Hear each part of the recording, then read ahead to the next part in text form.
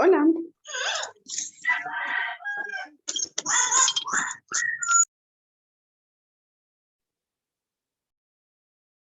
Luego,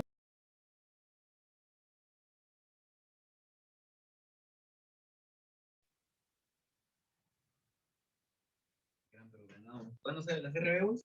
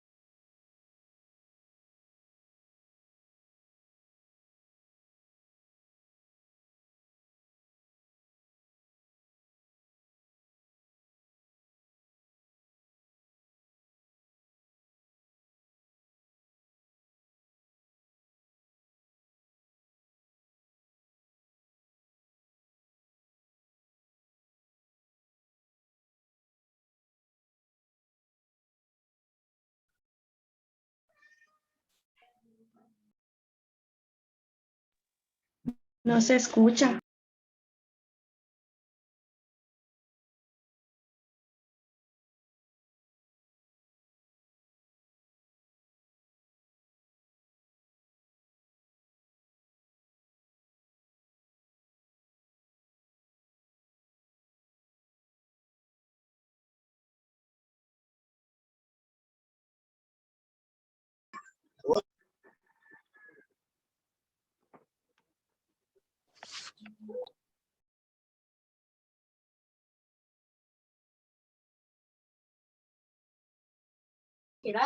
como que le intentaron cortar y no podían.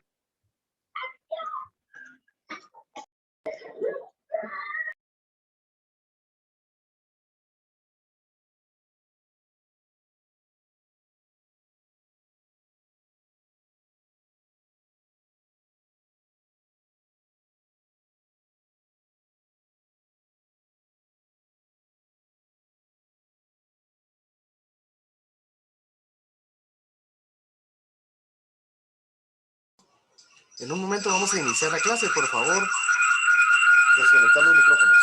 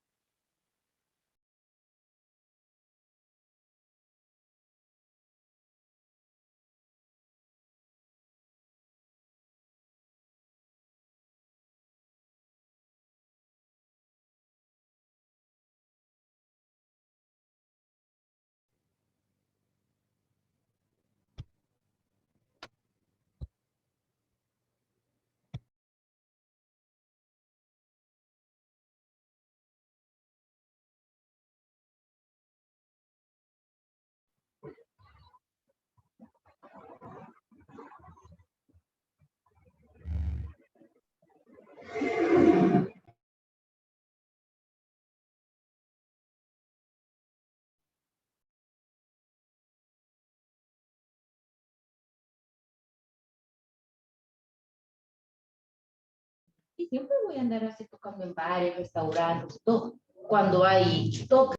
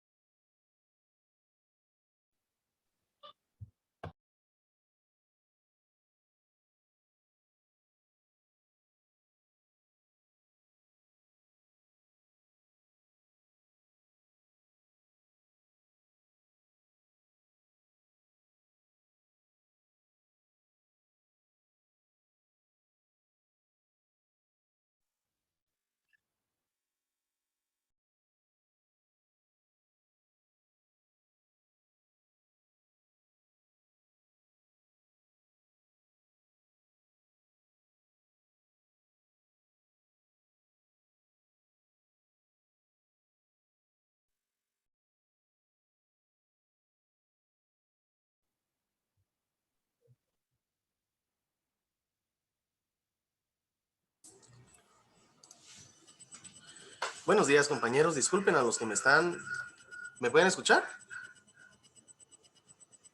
Sí, ¿qué tal? Buenos días. ¿Qué tal? Sí, Muy buenos días, Wesley. ¿Qué tal? Bienvenido. Buenos días, compañeros. Solamente para los que me están preguntando, en este momento aún no he iniciado la clase. Solamente pues tengo el documento a la vista por acá, pero la clase va a iniciar con el licenciado, no se preocupen. Gracias. Bueno, a la orden. Gracias, compañero. Gracias a ustedes.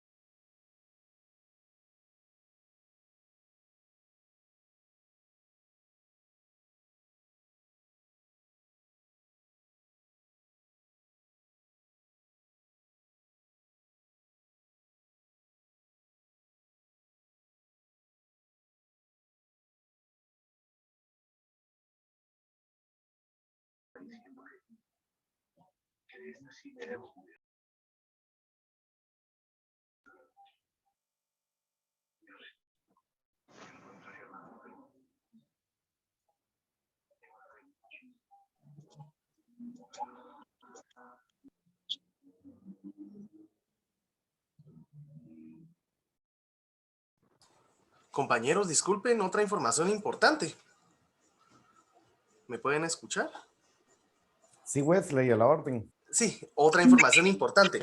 Les solicito que por favor no vayan a llenar todavía la asistencia, no la vayan a llenar más temprano de lo que yo les indico, por favor, porque nosotros utilizamos pues una forma para que, digamos, aparezca de que ustedes realmente estuvieron en clase, ¿verdad? Si ustedes lo llenan antes, no me va a aparecer.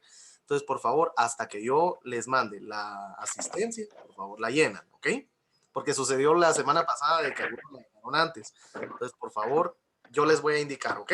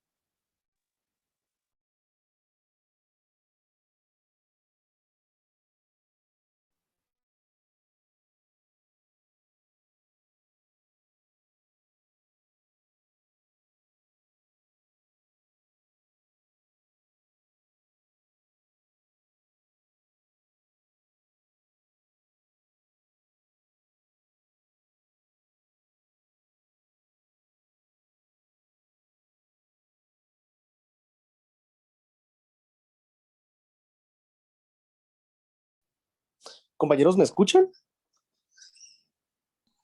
Sí, compañero, estamos a la orden. ¿Qué tal? Creo que por aquí se escucha mejor. Disculpen si en la computadora no lo escuchaban bien.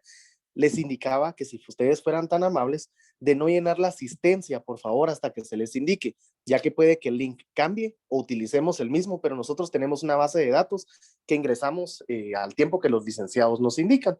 Entonces, por favor, no llenar la asistencia. Si fueran tan amables, que tengan buen día. Cualquier cosa, estoy aquí. No tenga pena, auxiliar. Gracias. Copiado, copiado, compañero. Gracias, gracias, Catherine.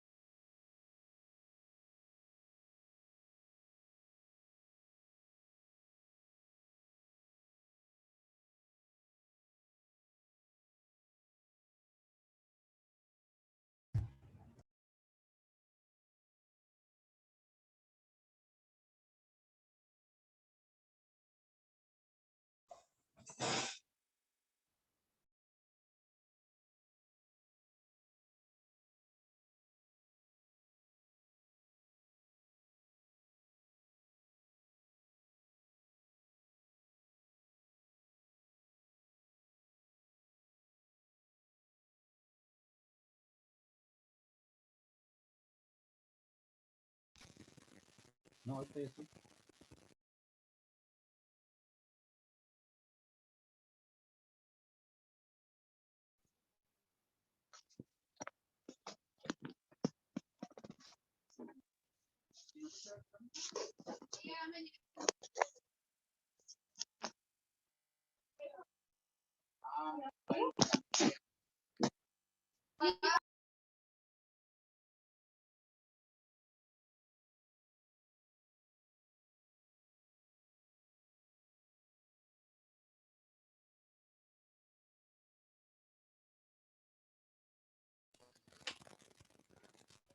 Buenos días.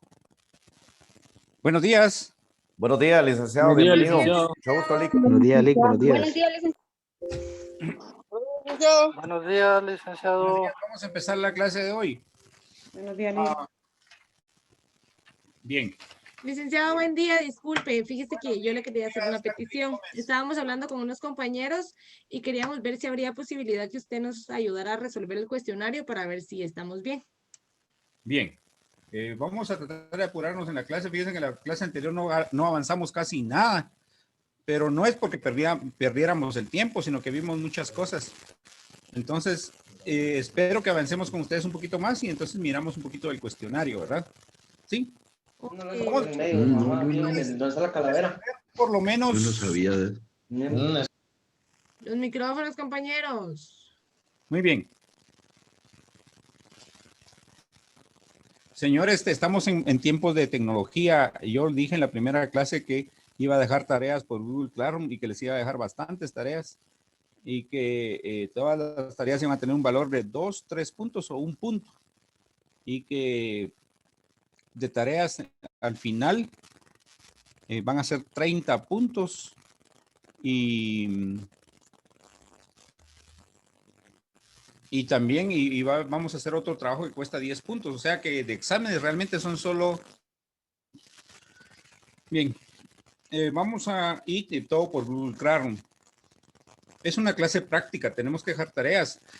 La mayoría de catedráticos no dejan tareas para no calificar y yo les digo a ustedes de que yo siempre dejo tareas individuales, aunque me cueste calificar este año. Esta sección A y B tienen la A tiene más que el año, la B tiene más que el año pasado, como unos 20 más, y la B tiene como 20 más, y la A tiene casi el doble que el año pasado. Pero no importa, aún así vamos a calificar. Si no, no aprendemos. Bien, entonces vamos a... Está bien, licenciado. Ese cuestionario, la verdad, a algunos nos costó mucho, pero la verdad aprendimos bastante. Hay un montón de cosas que por lo menos yo no sabía.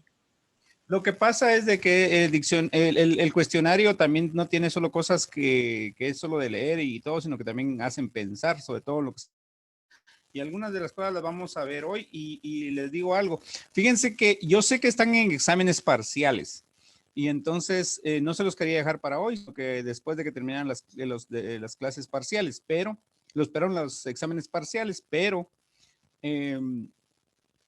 fíjense que quería que resolvieran el cuestionario para que entendieran un poquito más la clase hoy y la próxima clase, pero no avanzamos mucho porque realmente lo que le iba a servir mucho ese cuestionario era para aprender a entender las pruebas, pero en las pruebas apenas avanzamos hoy porque no avanzamos mucho en la otra sección y tampoco, y quiero ir al mismo ritmo al mismo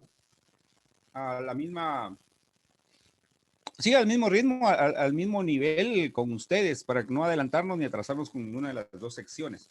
Pues la clase pasada vimos que hay que señalar lugar para recibir notificaciones en el mismo lugar donde se tiene asentado su sede del tribunal. Entonces, según el artículo 328, párrafo octavo, y del Código de Trabajo. Entonces, en este caso, la demanda se planteó ante el Juzgado de Primera Instancia de Trabajo y Previsión Social del Departamento de Guatemala, situado en la ciudad de Guatemala. Entonces, señalamos lugar para recibir notificaciones en la ciudad de Guatemala y no en Misco, ni en Villanueva, ni en el lugar de residencia de la demandante, ni en el lugar de la residencia de la demandada, sino que en el lugar donde se entabló la demanda, que es en la ciudad de Guatemala. Luego, se escribió que comparezco a plantear demanda y vimos que los verbos correctos para la demanda son plantear demanda o entablar demanda. Solamente esos dos, plantear demanda o entablar demanda. Y luego vimos qué clase de juicio es. La clase de juicio es juicio ordinario laboral. Y luego escribimos la clase de despido. La subclase o subtipo de juicio, que es por despido directo e injustificado. Y luego escribimos el nombre del demandado. Y vimos también que solo se pueden demandar, solo puede ser demandante y solo se puede demandar a personas. No se puede demandar a cosas. Y por lo tanto no se puede demandar a empresas, sino que solo se puede demandar personas. Entonces, y como las clases de personas son persona individual y jurídica, entonces se puede demandar tanto a personas individuales como a personas jurídicas.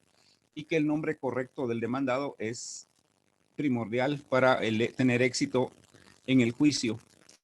También vimos que trabajador solo puede ser una persona individual, una persona jurídica no puede ser trabajador, y que patrono, según el artículo 2 del Código de Trabajo, patrono sí puede ser una persona individual y también lo puede ser una persona jurídica. Por el contrario, trabajador, según el artículo 3 del Código de Trabajo, solo lo puede ser una persona individual. También escribimos que se debe señalar, se debe indicar en forma clara y precisa el lugar donde pueden notificar al demandado para que para que se pueda avanzar en el juicio. Si no se pueden localizar y notificar al demandado, no puede avanzarse en el juicio. El juicio queda paralizado. Ahora una pregunta, ¿por qué no se puede avanzar en el juicio si no se localiza y notifica al demandado? Pregunta para ustedes. Porque a quién estarían demandando entonces, Lee, que el juez no es adivino para saber dónde vive. Sí, pero y mirándolo en forma más procesal. En forma doctrinaria. ¿La demanda, licenciado? En forma doctrinaria. Porque nadie puede ser demandado, licenciado, si antes ser escuchado. ¿Cómo se llama eso? Esa es la respuesta correcta, lo que usted dijo, pero ¿cómo se llama eso? Usted dijo la respuesta correcta. ¿Ah? Principio de defensa. Derecho de defensa. Sí, es derecho de defensa. Es derecho de defensa y debido proceso, que es la garantía, es una garantía constitucional o garantía procesal, porque no solo está consagrado en los códigos procesales, sino que también está establecido en la misma Constitución. Entonces es más que un principio procesal, el debido proceso y el derecho de defensa, que son diferentes pero conexos, y la debida audiencia debida es el otro, son garantías procesales, son garantías constitucionales. Las garantías Es procesales una constitucionales garantía mínima, licenciado. Una garantía mínima. es un rangos que están por encima incluso de los principios. Pero eso lo vamos a ver otro día, más despacio, cuando miremos las excepciones. Bien, entonces nos quedamos en la relación de hechos, nos quedamos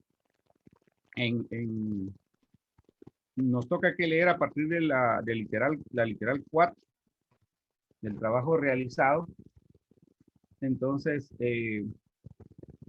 yo sí les doy consejo que impriman la demanda y le van haciendo las anotaciones ahí mismo con lapicero en la demanda, imprímanla. Entonces vamos a leer a partir del numeral 4 de la relación de hechos, que está en número romano 4. Alguien que lo lea, por favor. Buenos días, licenciado. La numeral 4 dice, del trabajo realizado. Laboré para la señora Delia Lorena Puxeis Bolaños, desempeñando el trabajo de escultora de belleza. Ya, continúe, por favor. El 5 también. Sí. 5. Ahora va a leer todo. Bueno. Del lugar de trabajo.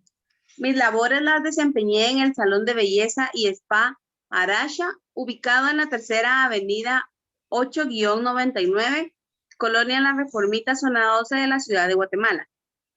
6. Bien, ahí ahora, ¿por qué es importante el lugar de trabajo?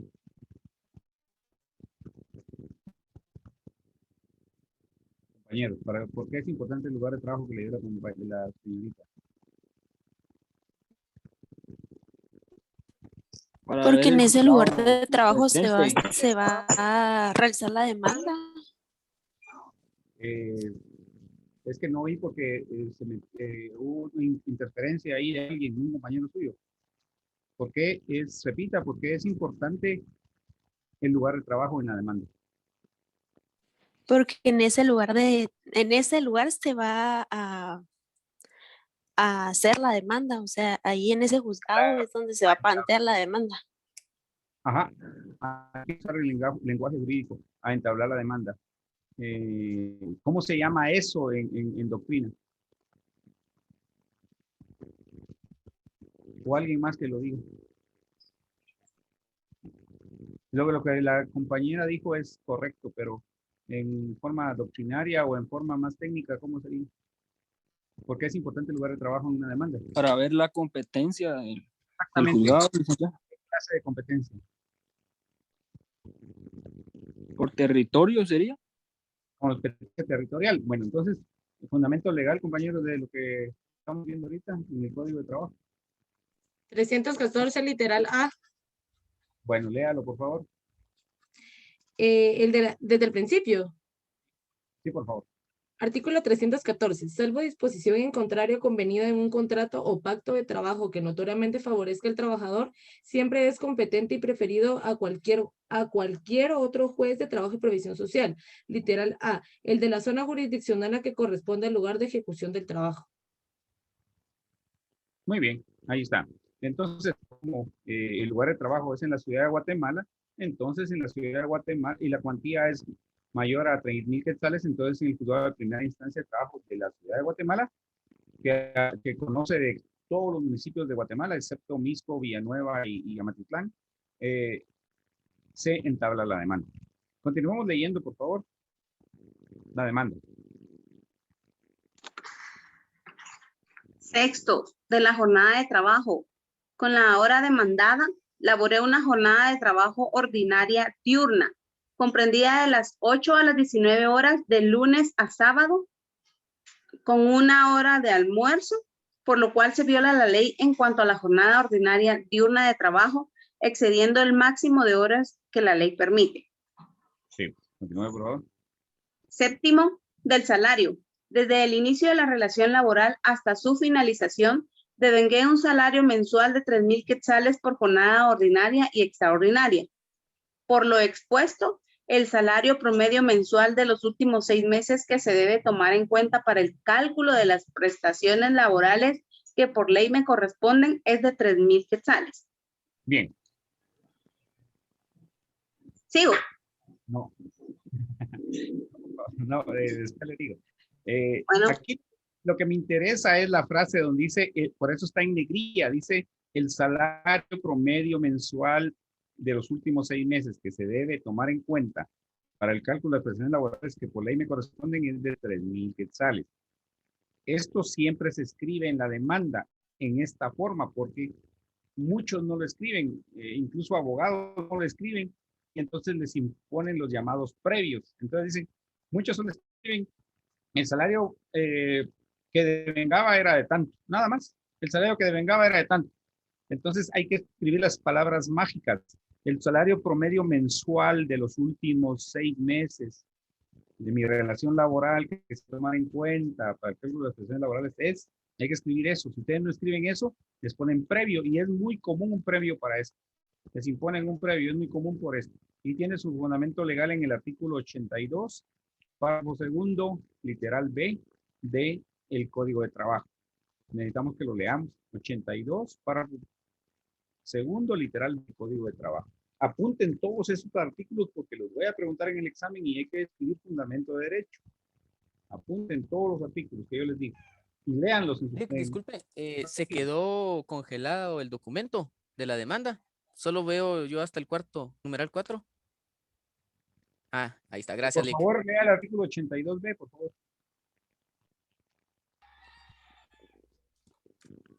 82B. Permítame, Lick.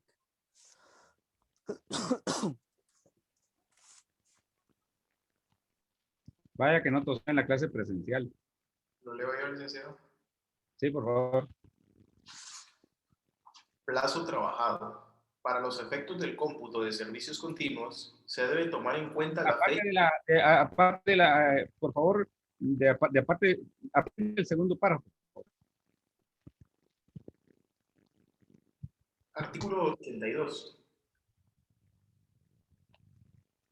Es que aquí en mi código está, es el segundo párrafo. Si quiere lo leo yo, licenciado. Sí, por favor. El segundo párrafo de mi código es: la indemnización por tiempo servido se rige además por estas reglas. Literal A, su importe no puede ser objeto de compensación, venta o cesión. La B. La B. Literal B, su importe debe calcularse tomando como base el promedio de los salarios devengados por el trabajador durante los últimos 6 meses que tengan de vigencia el contrato o el tiempo que haya trabajado, si no se ha ajustado dicho término. Sí. Entonces hay que escribir el fundamento legal de que esto hay que escribirlo, además es el párrafo B. Entonces, esto le beneficia al trabajador porque, por ejemplo, alguien que empezó a trabajar en el 2005 y lo despiden en el 2020, en los últimos meses del 2020, obviamente devengaba un salario superior al que devengaba en el 2005, porque van subiendo los salarios, porque debido a que van subiendo también el costo de la vida. Entonces, si se toma en cuenta el salario inicial, sí le perjudicaría mucho al trabajador, pero es el salario devengado durante los últimos 6 meses. ¿Qué pasa si el trabajador laboró menos de 6 meses?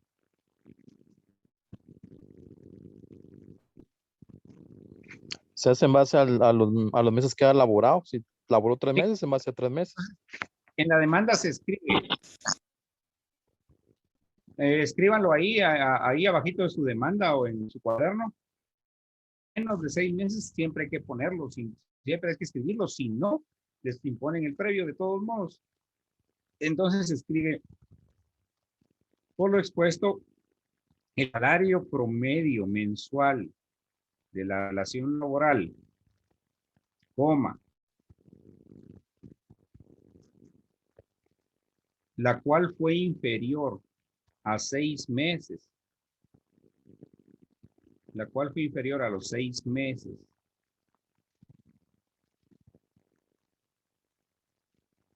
coma, que se debe tomar en cuenta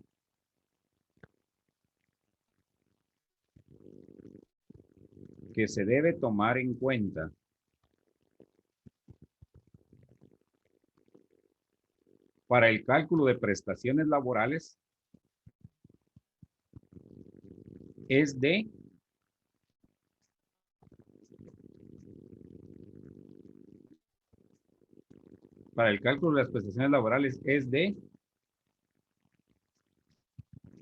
repito, el salario promedio mensual,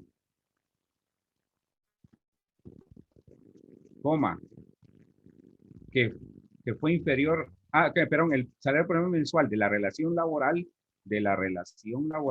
coma, que se debe tomar en cuenta, perdón, que fue inferior a 6 meses, coma, que se debe tomar en cuenta para el cálculo de las prestaciones laborales es de, y escriben así, pero hay que escribirlo, si no lo escriben le van a poner previo. Disculpe, licenciado, ¿podría repetir? Es que se quedó sin audio a mí. El salario, sí, repito, el salario promedio mensual de la relación laboral, coma, que fue inferior a 6 meses, coma, que se debe tomar en cuenta para el cálculo de las prestaciones laborales es de, y así, y escribe la cantidad. Bien, un compañero de ustedes me preguntó en la otra clase de qué salario, qué se debe tomar en cuenta, si el salario base o todo. Entonces, yo les dije que hay que tomar todo, hay que sumar salario, hay que tomar en cuenta el salario base, bonificaciones, salario ordinario y salario extraordinario, hay que sumarle todo, ¿sí? Todo hay que sumar, todo el salario según el artículo 93 del Código de Trabajo. Vamos a seguir, por favor, con las prestaciones reclamadas.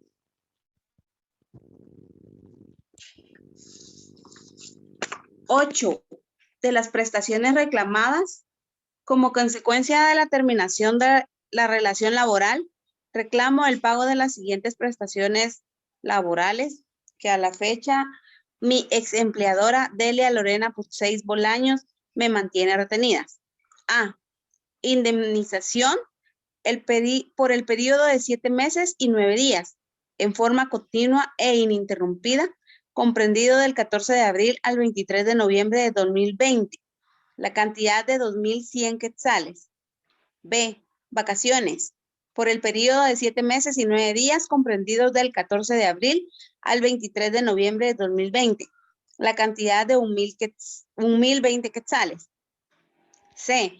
Aguinaldo, por el periodo de 7 meses y 9 días, comprendido del 14 de abril al 23 de noviembre de 2020, la cantidad proporcional de 1.800 quetzales. D. Bonificación anual para los trabajadores del sector privado y público, bono 14, por el periodo de 4 meses y 23 días, comprendido del 1 de julio al 23 de noviembre de 2020, la cantidad proporcional de 1.175 quetzales con 34 centavos. E. Salarios caídos, por el periodo de 9 días, comprendidos del 14 al 23 de agosto de 2020, la cantidad de 900 quetzales. F. Bonificación e incentivo, por el periodo de 23 días, comprendido del 1 al 23 de noviembre de 2020, la cantidad proporcional de 191 quetzales con 67 centavos. G. Horas extraordinarias, 108 horas extraordinarias correspondientes a una hora diaria durante 14 semanas, de la tercera semana de mayo a la tercera semana de agosto de 2020, que hacen un total de 5.400 quetzales. Y H. Daños y perjuicios. A título de daños y perjuicios, reclamo el pago de los salarios que he dejado de percibir desde el momento de mi despido hasta el pago de mi indemnización, hasta un máximo de 12 meses de salario y las costas judiciales, más un mes de salario por cada instancia en que el juicio se ventile. El total de prestaciones laborales que reclamo en la presente demanda asciende a la cantidad de 12.587 quetzales con 1 centavo. Muchas gracias. Ya, muchas gracias. Cuando miremos las peticiones de sentencia, vamos a ver más despacio estas prestaciones laborales.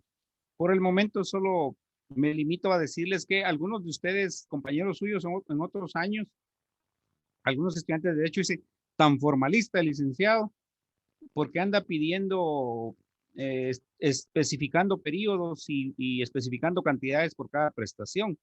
Si eso no es necesario, el derecho laboral es sencillo y poco formalista. Y realmente tienen razón.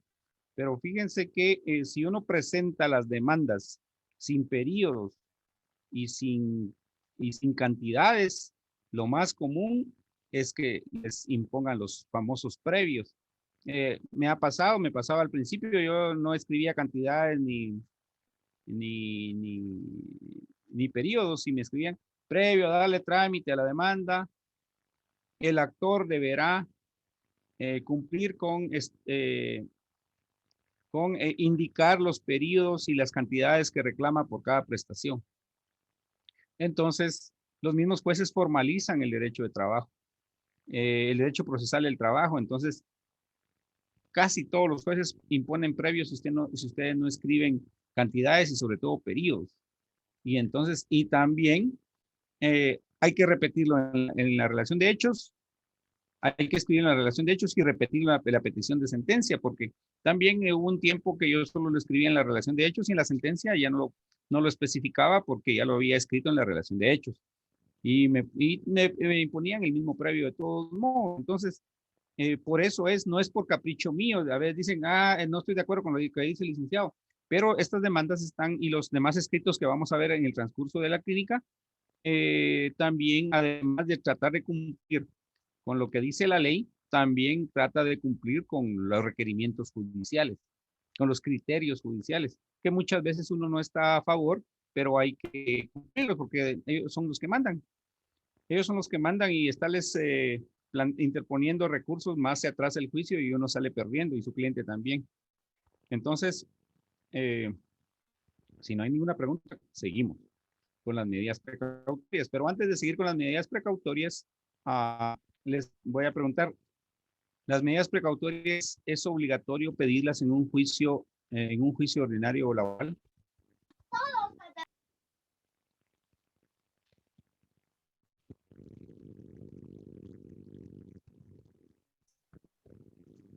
Licenciado, yo diría que sí, porque de esa forma se garantizaría el cumplimiento de lo reclamado, en este caso, por el ex trabajador. ¿Quién tiene otra opinión?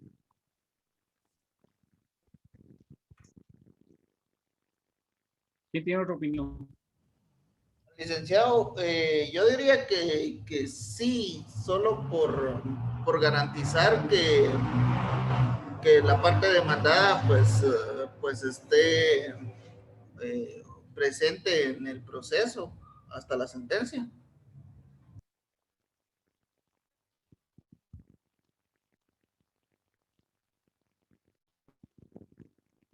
¿Quién tiene otra opinión? Yo opino que no es como necesario obligatorio, pero sí debería de ponerse por lo mismo que lo que dicen los compañeros, para garantizar el cumplimiento de que la parte demandada sí se presente y sí tome en serio este caso. Eso de que dice que para garantizar el cumplimiento lo dice la doctrina, pero el hecho que un juez decrete medidas precautorias no significa que solo con eso ya se van a cumplir se van a garantizar las pretensiones. Bien, entonces, sí, las medidas precautorias no son necesarias, no son obligatorias, no son forzosas, no son esenciales del proceso, son accesorias y no estoy hablando no solo estoy hablando del juicio ordinario laboral, sino que también estoy hablando de los juicios civiles, mercantiles, de familia, administrativos, que no son obligatorias, no son imperativas, no son necesarias y no son esenciales, ¿sí? Si ustedes quieren, lo escriben, lo piden, si no, no. Si ustedes no lo piden, el juez no les va a poner previo a darle trámite de demanda, solicitar medidas precautorias, eso jamás los va a poner un juez, ni en ninguna área del derecho. Entonces, si ustedes no piden medidas precautorias, el juicio sigue, sencillamente, o sea, no es parte esencial del proceso. Lo que sí es que sí es conveniente pedirlas, pero también hay varias medidas precautorias que están contempladas en el Código Procesal Civil y Mercantil, pero no todas son oportunas. Entonces, hay gente que hay abogados que piden toda clase de medidas precautorias y no todas son oportunas. Por ejemplo, yo me salí un poquito del tema por un compañero de ustedes en otra clase que me preguntó, bueno, entonces no todas son oportunas, si las otorgan o no las otorgan. Entonces, no las otorgan. En materia laboral no otorgan medidas precautorias normalmente en un juicio ordinario. Y les voy a explicar en un rato por qué. Y en los juicios es más fácil que las otorguen, pero no todas las medidas precautorias son idóneas para un tipo de juicio. Por ejemplo, si ustedes piden un embargo en un juicio ordinario o un juicio sumario civil, se los van a denegar. Se los van a denegar. En cambio, si ustedes piden un embargo en un juicio ejecutivo, ya sea ejecutivo común, ejecutivo en la de premio, o un juicio de alimentos, sí se los van a decretar. Lo que más otorgan en un juicio ordinario o sumario civil, más que todo, es el arraigo y principalmente la anotación de demanda cuando se trata de bienes inmuebles. Entonces, en el caso sí, pero hay que ver qué medidas son idóneas para cada caso. Entonces, no es solo de pedir sin analizar cualquier medida precautoria, sino que hay que analizar cuál conviene y cuál no conviene. Bien, vamos a leer el artículo 9, por favor, perdón, el numeral 9 de la demanda. De las medidas precautorias, que ante la inminente salida del país de la demandada Delia Lorena Puig Bolaños y ante la necesidad de garantizar las resultas del juicio, solicito se decreten las medidas precautorias siguientes. A. El arraigo de la misma en el lugar en que debe seguirse el proceso, para lo cual deberá enviarse oficios a la Dirección General de Migración y a la Policía Nacional Civil, siendo sus datos de identificación personal de 52 años de edad, casada, guatemalteca, cultora de belleza, de este domicilio, con documento personal de identificación con código único de identificación número 1969, 70.466, 0101, extendida por el Registro Nacional de las Personas de la República de Guatemala.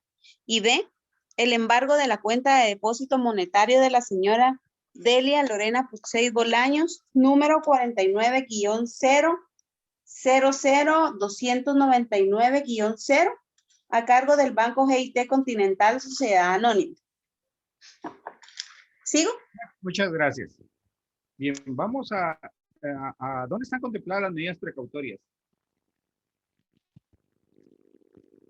Desde el artículo 523 en adelante del Código Procesal Civil y Mercantil. Bien, gracias.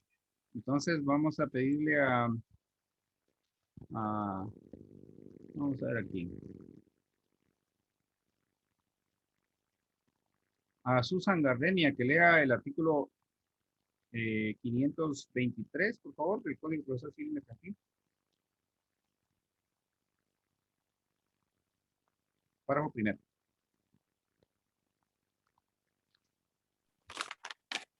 Buenos días, licenciado. Buenos días. Ahorita voy a leer el artículo.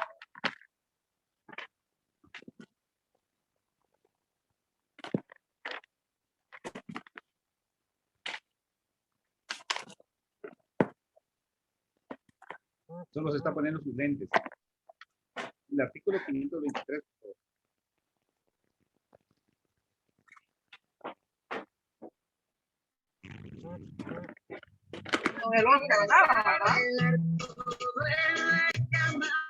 Primero nos puso música. Bien, pongan el artículo, lea el artículo 523, por favor, del Código Procesal Civil y Mercantil.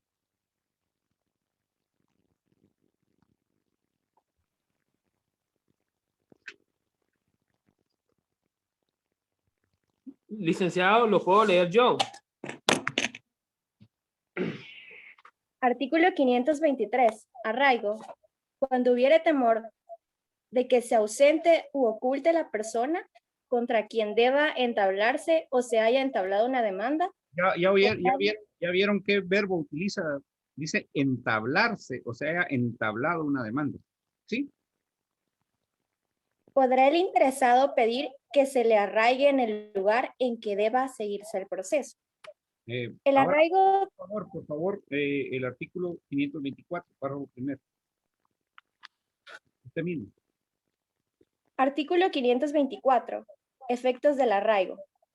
Al decretar el arraigo, el juez prevendrá al demandado que no se ausente del lugar en que se sigue o haya de seguirse el proceso, sin dejar apoderado que haya aceptado expresamente el mandato y con facultades suficientes para la prosecución y fenecimiento del proceso en su caso, sin llenar los requisitos del párrafo siguiente. Bien, al decir apoderado, ¿a qué se refiere? Es pregunta para todos, no para usted, sino que a todos. ¿Sería el representante legal, quizá, licenciado? No. Sí tiene relación, pero no es exactamente un representante legal. ¿Aceptación, licenciado? No. Apoderado. Mandatario. Un mandatario. ¿Un mandatario, Lic? ¿Pero qué clase de mandatario? ¿Un mandatario judicial? Clases de mandato. El mandato judicial. ¿Y cuál otro? El mandato especial. ¿Cuál otro? Solo esos dos meses. ¿Cuál otro, compañero? Mandato general. El general. Bien. ¿El general en qué está regulado? Es que eso aún no lo vemos, Lic. En el Código Civil. ¿Y el especial? Esos tuvieron que haberlo visto en Derecho Civil 4. ¿El especial? En el ALOCLIC. Si el código, si el mandato general está regulado en el Código Civil, el mandato especial también. ¿Sí? Es que existen, doctrinariamente hay muchas clases de mandato, pero según la ley de Guatemala son 3, el general y el especial regulados en el Código Civil y el mandato judicial regulado en la ley de organismo judicial. ¿Sí? Ustedes dicen eso que tiene que ver con el derecho laboral, sí tiene mucho que ver con el derecho laboral. El derecho es uno solo y hay conexión entre todas las ramas del derecho. El error que se comete mucho es de que cada catedrático trata de aislar, el catedrático de Derecho Civil trata de aislar el Derecho Civil de las demás ramas del derecho. El catedrático de Derecho Penal trata de aislar el Derecho Penal de las demás ramas del derecho. Y dicen, es que son como el agua y el aceite. No es así. Y el derecho laboral también lo tratan de aislar de las demás ramas del derecho. Y no es así tampoco. Todo tiene correlación, todo tiene conexión. Y de hecho los demandados llevan muchos mandatos a la hora de la audiencia en laboral. Cuando ustedes miran, llevan mandatos. Y ustedes tienen que saber un poco de mandatos para ver si ese mandato de veras es útil para la audiencia o no. Si es un mandato general o especial, hay que pedirle al juez que saque al mandatario de la audiencia. Si es judicial, ahí sí. Bueno, pero nos desviamos un poquito. Pero sí es importante saberlo. Existe una ley de arraigo, que es el decreto, aquí tengo el número, vamos a ver. 15-71, Lick. 15-71, entonces vamos a leer el artículo, los primeros dos artículos, el artículo primero completo y el párrafo segundo del artículo 2 de la ley de arraigo, por favor, el 1571, que quiere decir que fue promulgada esta ley en el año 1971. Vamos a leer lo del arraigo.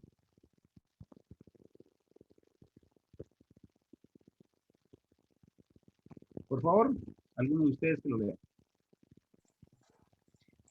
Artículo número 1, el arraigo. A que se refiere el artículo 523 del Código Procesal Civil y Mercantil tendrá una duración de 1 año, a partir de la fecha en que el mismo quede debidamente anotado en la Dirección General de Migración.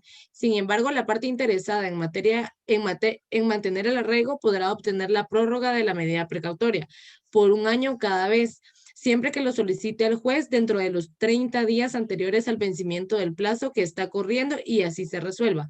En la resolución en que se decreta el arraigo se incluirá el mandato de que al vencimiento del plazo o de sus prórrogas que estipule la ley, tal medida deberá ser cancelada de oficio por la Dirección General de Migración. ¿Qué otro artículo dijo, Lick? El siguiente, por favor. Artículo número 2. A fin que puedan registrarse por las autoridades de migración en forma adecuada, los arraigos que decreten los tribunales en la comunicación que se dirija a ellas deberá expresar los nombres y apellidos completos del arraigado, salvo el caso que deba hacerse solamente tuviera un apellido, en el cual se deberá hacer constar esa circunstancia, la edad, estado civil, profesión u oficio, nacionalidad, domicilio, el número de cédula de vecindad o de pasaporte cuando se trate de extranjeros no domiciliados, y a cualesquiera otros datos personales que identifique a la persona arraigada. Si el interesado no hubiese podido proporcionar los datos de identidad relacionados, podrá el juez fijar un término hasta de 8 días para tal efecto. Las oficinas administrativas... Ahí está bien, gracias. Bien, ¿qué significa arraigar? No quiero una definición jurídica. La etimología de arraigar, ¿qué significa arraigar? Arraigar significa echar raíces. ¿Qué significa echar raíces? Es como enraizar a una persona, como se enraizan los árboles y dejarlos fijos en un lugar y que no se puedan mover. Eso significa arraigar, enraizar. Bien, ¿cuánto tiempo dura el arraigo según leyeron ahorita? 1 año, Lick. 1 año tiene de vigencia, sí, pero se puede pedir una prórroga. Pues vieran de que según leímos ahorita en la ley de arraigo, no es solo el arraigo, no es fácil pedirlo, porque tenemos que tener bastantes datos del demandado, no basta con saber el nombre, hay que saber todos los datos del demandado. Entonces, por ejemplo, piden, aquí ese número de cédula de vecindad, que sería el número de DPI. Entonces, solo con el nombre no es suficiente para que decreten el arraigo. Entonces tienen que poner todos los datos que pide la ley de arraigo. Incluso si ustedes saben más datos como por ejemplo la estatura de la persona, el color de tez, su complexión física, la forma del cabello, la clase de cabello, todo eso, si tiene alguna cicatriz o alguna enfermedad visible, todo tienen que escribirlo ahí. Entonces, no es tan fácil hacerlo. También hay que pedir auxilio de la Policía Nacional Civil. La ley de arraigo y el código solo menciona a la Dirección General de Migración, pero también hay que pedir que se les mande un oficio a la Policía Nacional Civil para que sea más efectivo. Bueno, el arraigo, yo dudo mucho de su efectividad. No es muy efectivo. Uno tiene que ser práctico, tiene que pedir no va a pedir una de las medidas precautorias porque así lo dice la doctrina, porque así lo dice el libro de tal autor, porque así lo dice el libro de tal procesalista. No, se tiene que pedir según la conveniencia, se tiene que pedir, hay que ser práctico, hay que ser pragmático y según sea útil o no. Si es útil, hay que pedirlo. Si es inútil, no. Entonces el arraigo muchas veces, la gran mayoría de veces el arraigo no funciona. Entonces,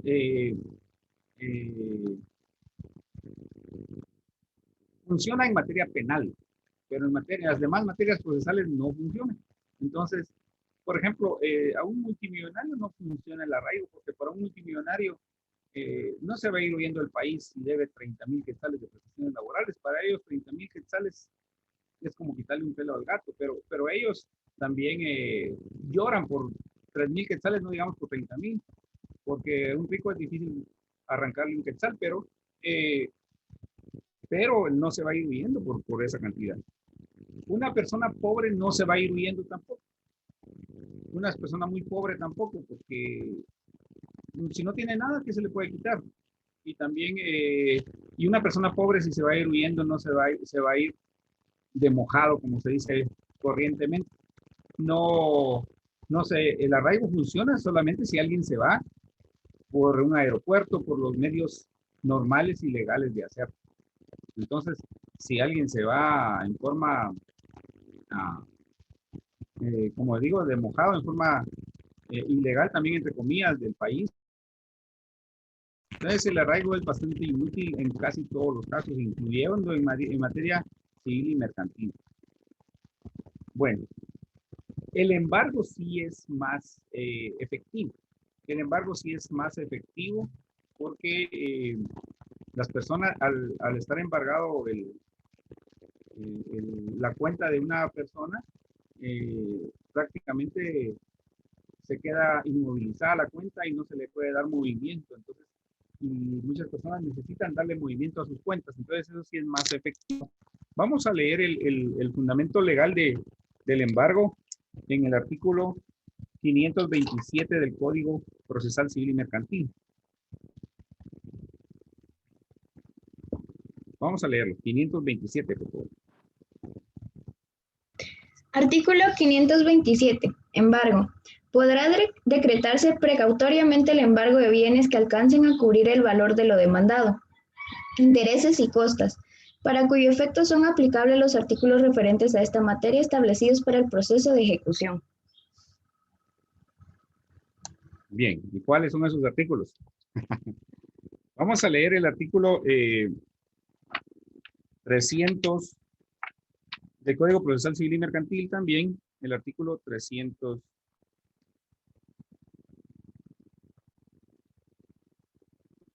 Vamos a ver.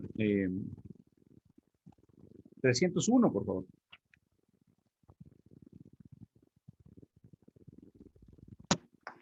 Embargo. El acreedor tiene derecho a designar los bienes en que haya de practicarse el embargo, pero el ejecutor no embargará sino aquellos que, a su juicio, sean suficientes para cubrir la suma por la que se decretó el embargo, más un 10% para liquidación de costas.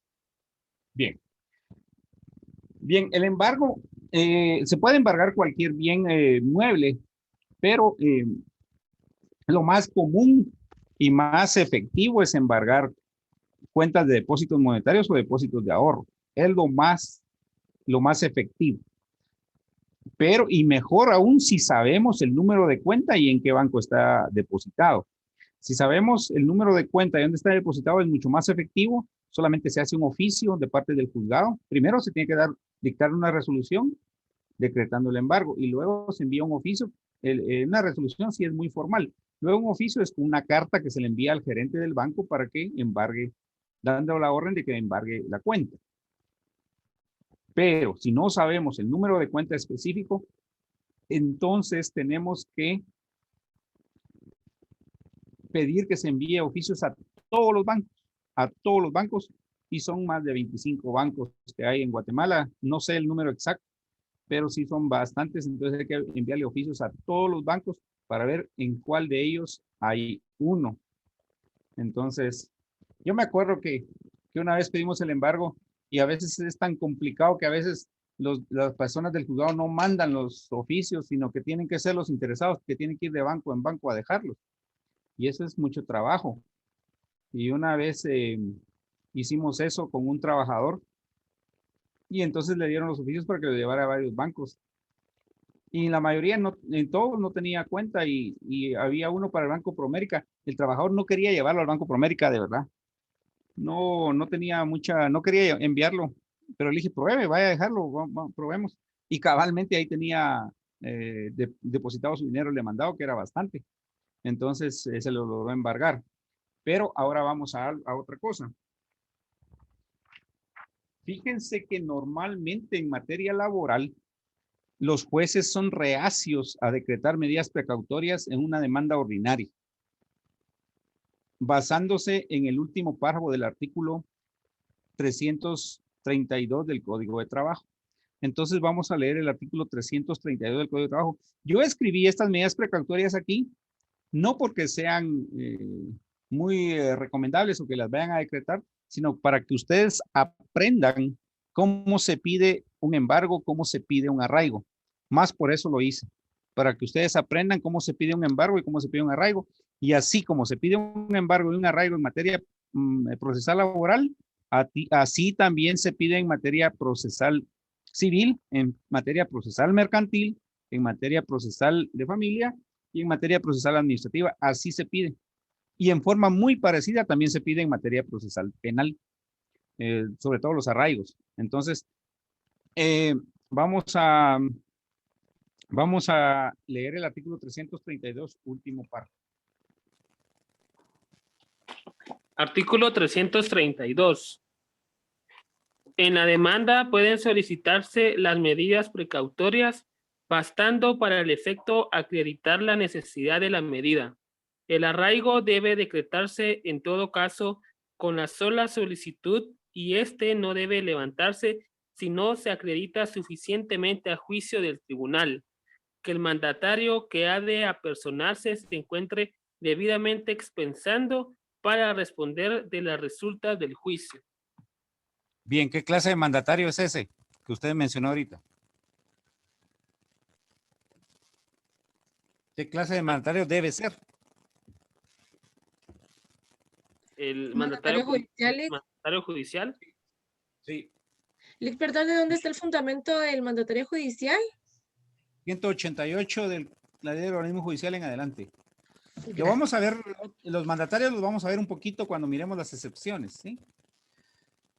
188 en adelante de la ley del organismo judicial. Bien. El último párrafo del artículo, mire, yo les digo por experiencia que el arraigo en materia laboral no es muy efectivo y es inútil. Y miren, muchas veces por estar pidiendo medidas precautorias no avanza su juicio. Les imponen previos y su juicio no avanza. Entonces ustedes mismos le están poniendo freno, obstáculos a su juicio.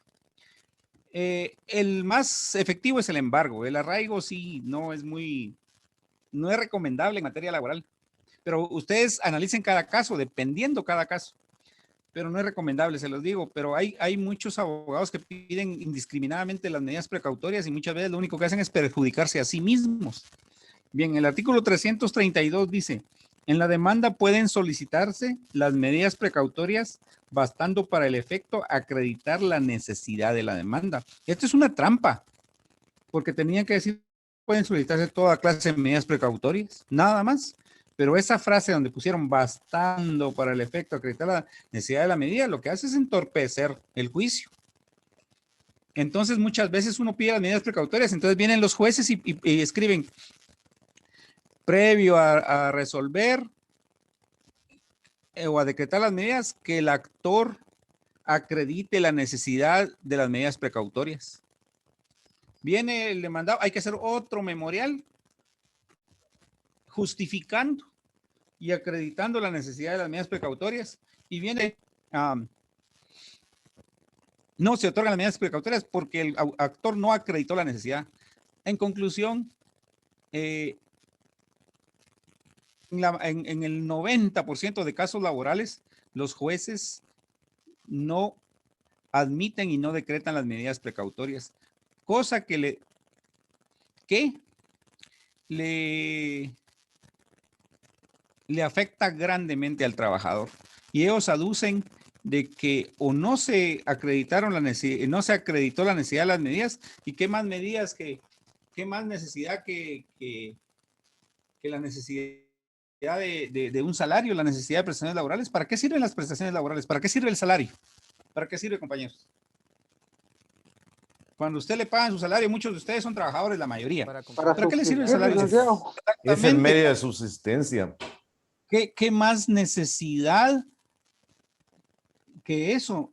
Y no. Entonces, el código de trabajo, la mayoría de artículos favorecen al trabajador, pero hay algunas, a uno le enseñan en la universidad que es tutelar de los trabajadores, pero no es tan así. Y que es sencillo y poco formalista, pero no es tan así. Al poner eso es una trampa. Hay varias trampas que desfavorecen al trabajador. Entonces, al poner eso se desfavorece al trabajador, porque para la mayoría de jueces nunca se acredita la necesidad de la medida. Otra cosa que también aducen los jueces para no decretar las medidas precautorias es decir, ellos dicen de que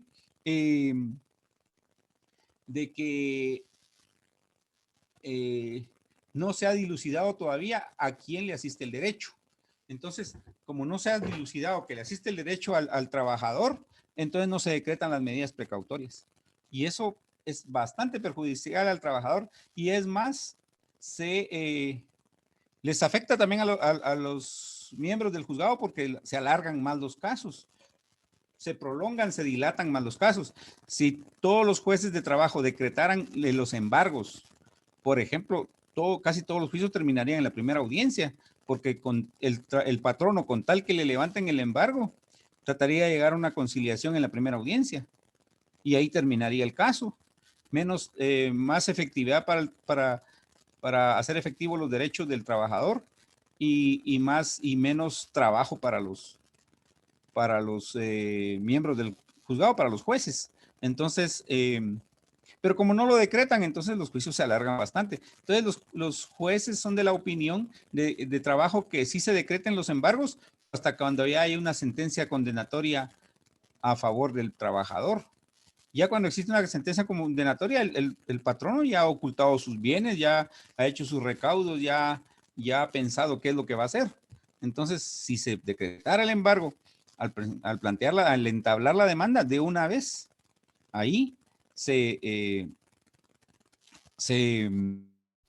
una vez el juicio terminaría pronto, en la audiencia o antes de la audiencia. Pero en la práctica no lo decreta. Bueno, aunque uno lo pida en forma muy técnica, acredite la necesidad de la medida, justifique la necesidad de la medida, y proporcione todos los datos que pide la ley, no lo decretan. Bien. Ahora una pregunta, compañeros.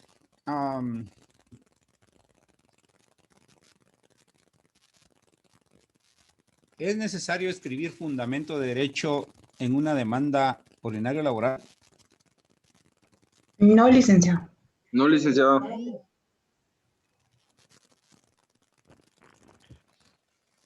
¿Saben qué les voy a preguntar ahorita? Sí. ¿Qué les voy a preguntar? Porque es poco ¿Por qué? formalista, licenciado. No. ¿Qué les voy a preguntar? Ya me dijeron que no. ¿Quién está en contra de que no? Fundamento legal. Eso les voy a preguntar. ¿Por qué? ¿Por qué no es necesario escribir el fundamento de derecho? Pues yo intuí que por lo que dice el artículo 332 del Código de Trabajo, en el numeral B, donde están todos los requisitos de la demanda y no se contempla el fundamento de derecho. Pues los requisitos de la demanda no están solo en el numeral B, sino que en todas, ¿verdad? Está bien. Su respuesta es correcta, Ana Cristina. Su respuesta es correcta. Qué alegre, gracias. La respuesta es correcta. No es necesario. Es un criterio formalista. No es necesario escribir fundamento de derecho en las demandas laborales porque la ley, el artículo 332 del Código de Trabajo no lo exige, ¿sí? No lo establece. Y como no lo establece, no es obligatorio, pero el hecho que no sea obligatorio no quiere decir que sea prohibitivo, ¿sí? Ahí la ley no dice ahí, se prohíbe escribir el fundamento de derecho, no, si usted quiere, lo escribe. Pero si va a escribir fundamento de derecho, escriba un fundamento de derecho abundante, ¿sí? Muchos escriben, yo he visto demandas laborales donde escriben un par de artículos, o sea, es patético. Entonces, para escribir un par de artículos, mejor no escriban nada.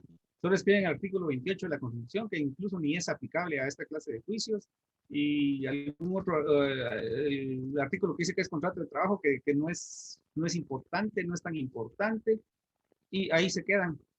Entonces, si van a escribir fundamento de derecho, tiene que ser abundante, y se empieza desde la ley más importante, desde las leyes de más alta jerarquía hasta las de menos jerarquía. Entonces, se empiezan por los convenios de la OIT, se empiezan por la Constitución Política de la República de Guatemala, del 101 al 106 principalmente.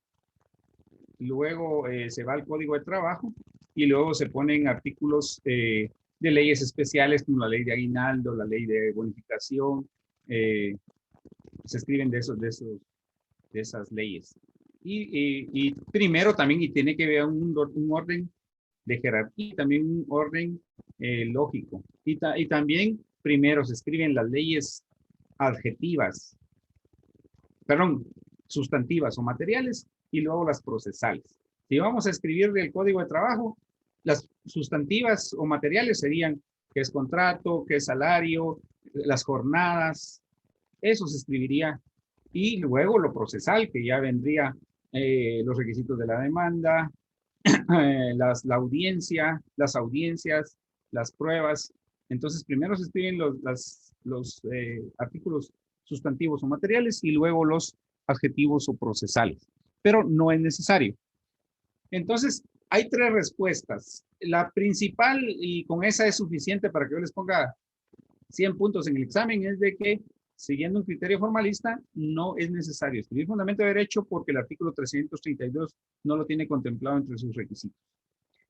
Pero también hay otras dos respuestas que son un poco, que no son las esenciales, pero que también coadyuvan a esto. Las que son dos más. Una es que el derecho laboral es, ustedes díganme, ¿cuáles otras dos piensan ustedes? Por lo menos una que me digan. ¿El derecho laboral es poco formalista? Es sencillo y poco formalista. Perfecto. Que el derecho laboral es sencillo y poco formalista. Esa no es la respuesta más importante, pero es también tiene que ver con esto. Y la otra también, que por el principio jura novit curiae, que significa que el juez conoce el derecho. Como el juez conoce el derecho, no es necesario exponerle el derecho, porque él ya lo conoce. Lo único que hay que exponerle son los hechos y la petición. Entonces, el principio se llama novit juria curiae, que significa el juez conoce el derecho. Y es un principio no solo aplicable a derecho laboral, sino que es aplicable a otras ramas del derecho. Ahorita se los voy a mandar por WhatsApp para que lo apunten.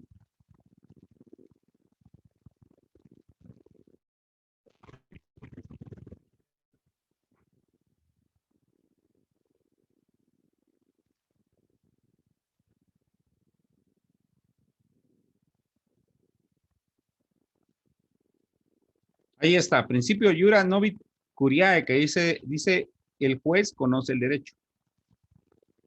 Sí, alguien me apuntó ahí también, Catherine Gómez me apuntó ahí. Jura novit curiae, que significa el juez conoce el derecho. Bien, esa pregunta de que si es obligatorio el fundamento de derecho en una demanda laboral, la voy a preguntar.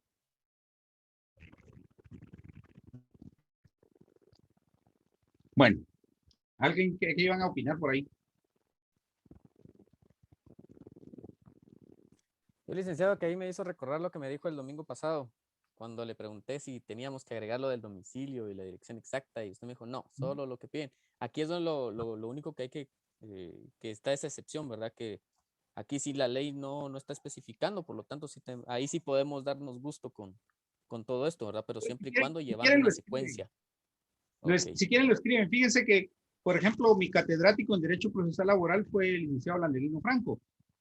Y él, y en ese tiempo yo estuve en la jornada vespertina en el S2, y en ese tiempo, como él no era tan famoso como ahora, sí llegaba a clases y muy bueno, ¿verdad? Muy buen catedrático.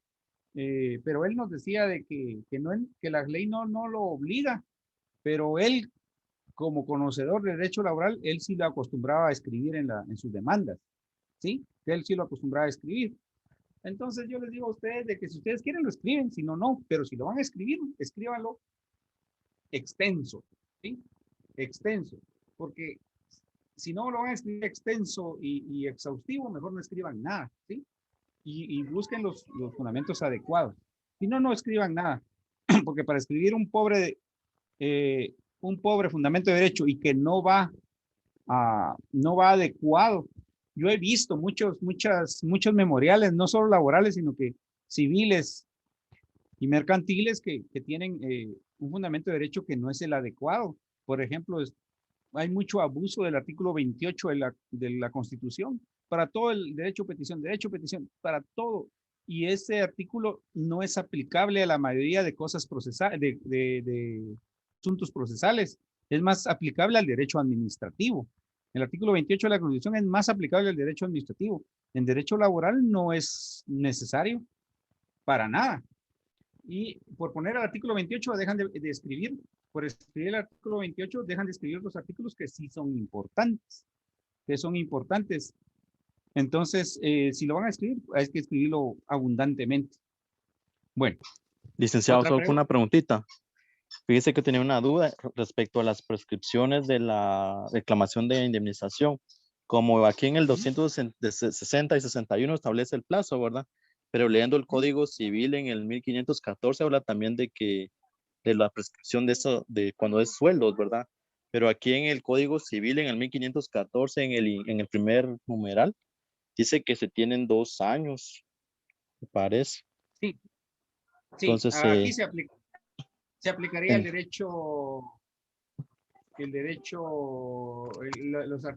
los artículos del Código de Trabajo. No tengo un Código Civil aquí a la mano, pero lo voy a ir a traer porque no quiero dejarlo aquí con la duda. Perdón, compañero, el 260 y 261 del Código de Trabajo, dijiste. Sí, pero fíjate que también en el 1514 el Código Civil te establece una prescripción y habla también de los sueldos honorarios. Y dice que son 2 años. Fíjense que, compañero, que este artículo nunca lo ponen a discusión en todas las clases de derecho laboral y foros y conferencias que he ido, nunca lo ponen en... Sí, pero este es para servicios del momento. Entonces, pero no en todos los foros que he ido y conferencias, libros que he leído y todo, esto no lo mencionan para nada. Hay que irse a lo que dice el Código de Trabajo. De todos modos, le prometo que le voy a dar lo voy a leer despacio y lo voy a ver, ¿sí? Gracias, licenciado. Bueno, vamos a preguntarle las pruebas. Así como ya quedamos de que no es obligatorio escribir fundamento de derecho, no es imperativo escribir fundamento de derecho en una demanda laboral. Otra pregunta, ¿es imperativo escribir pruebas, ofrecer pruebas en una demanda ordinaria laboral? Esta es más difícil la pregunta. Es de mostrar las pruebas en el ofrecer. En el artículo. Ofrecer. En una demanda laboral. La respuesta es más complicada, pero me tienen que decir sí o no. Sí, licenciado, en el inciso E del artículo 332, enumeración de los medios de prueba con que se acreditarán los hechos individualizándolos. Sí, sí, En forma fíjense clara y que, concreta, fíjense dice. fíjense que les voy a decir que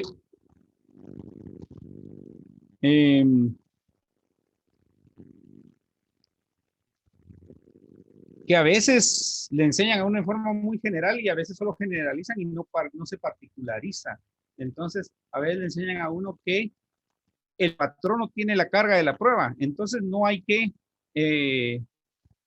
ofrecer prueba porque el patrono tiene la carga de la prueba y eso no es así. O sea,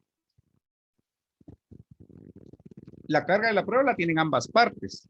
Entonces la respuesta es que sí hay que ofrecer prueba en todo juicio laboral, excepto en casos de despido. Entonces, no es que el patrono tenga la carga de la prueba en todo juicio laboral. El patrono tiene la carga de la prueba solo en casos de despido. Entonces, el que tiene que probar es el patrono, no el trabajador. El trabajador solo tiene que afirmar que trabajó para tal persona de tal fecha a tal fecha y que no le pagó esto, que no le pagó lo otro, que no le pagó aquello y que le debe tanto. Así, y que lo despidió en tal fecha, nada más. No tiene que probarlo, solamente que decirlo en los hechos y pedirlo en las peticiones, no tiene que probarlo, pero solo es en caso de despido. En los demás casos sí hay que pedir, sí hay que ofrecer prueba. Entonces, a veces se tiene la idea de que la carga de la prueba para el patrón no es general, es para toda clase de juicios laborales y no es así. Entonces, pero por eso yo quería, miren, yo quería que ustedes resolvieran el cuestionario para hoy, para ayer a medianoche, para que, porque iba a servir para la clase de hoy y para las clases posteriores. Yo sé que ustedes están en exámenes parciales y que tienen recargo de tiempo, no tienen mucho tiempo para leer, para estudiar, y entonces lo más lógico era dejarles el cuestionario para el otro sábado, pero para que ustedes avanzaran un poquito y dieran más conocimiento, entonces les dejé el cuestionario para ayer.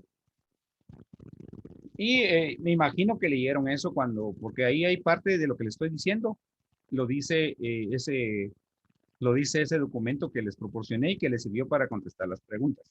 La otra cosa que les digo es que los que no tengan instalado Google Classroom en su computadora o en su teléfono tienen que instalar Google Classroom porque todas las tareas y exámenes van a ser, los van a recibir ustedes y los tienen que enviar contestados por Google Classroom. Tienen que hacerlo así y no voy a aceptar otro medio. Entonces, el año pasado sí estuve aceptando un tiempo por correo electrónico, hasta por WhatsApp, algunos trabajos, un tiempo, pero ahora ya están más tecnificados. Ya todos compraron su computadora, haciendo un gran esfuerzo, por supuesto, compraron su cámara, su bocina, su micrófono, haciendo un gran esfuerzo, pero entonces ahora solo por Google Classroom. ¿Sí? ¿Qué me decía? Señorita. Bien, entonces, en el material que les envié, en la prueba dice, hay un párrafo que me gusta mucho que dice, respecto a la carga probatoria en el juicio ordinario de trabajo que regula las controversias individuales, en Guatemala se habla pomposamente de la inversión de la carga probatoria como una institución viva en nuestro derecho procesal de trabajo. Sin embargo, los casos de inversión se reducen a uno, contemplado en los artículos 78, 80, 332E y 358, segundo párrafo del Código de Trabajo, y a otros que se han venido considerando en nuestra llamada jurisprudencia. Pues este documento que yo les compartí fue elaborado por otros licenciados, pero yo le he hecho modificaciones. Por ejemplo, actualizaciones y modificaciones. Por ejemplo, el documento original dice contemplado en los artículos 70 y 80 del Código de Trabajo. Yo le agregué el artículo 332E y el 358, segundo párrafo. Entonces vamos a leer para ver que la carga de la prueba la tiene el patrono, pero solo en despido.